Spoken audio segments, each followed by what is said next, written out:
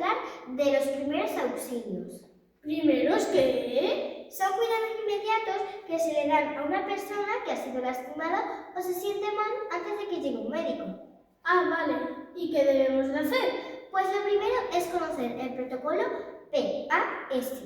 P de proteger, asegurarte de que estás en un lugar seguro. A de avisar. Para ello tenemos que saber el número de emergencia, el 112. S de socorrer, nos quedamos con la persona y hablamos con ella.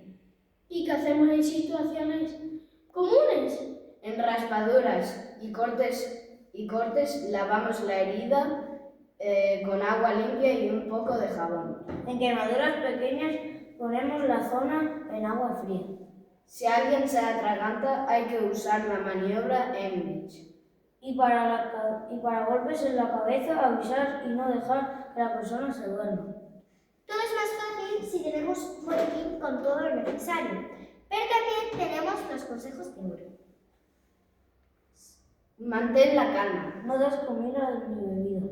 Si no sabes, no toques. ¿Pero y qué pasa si alguien no respira? Pues recomendamos hacer la maniobra RCP. Es un procedimiento de emergencia diseñado para salvar vidas cuando el corazón de una persona deja de latir o su respiración se detiene. ¡Guau! Aprender primeros auxilios es como ser un superhéroe sin capa.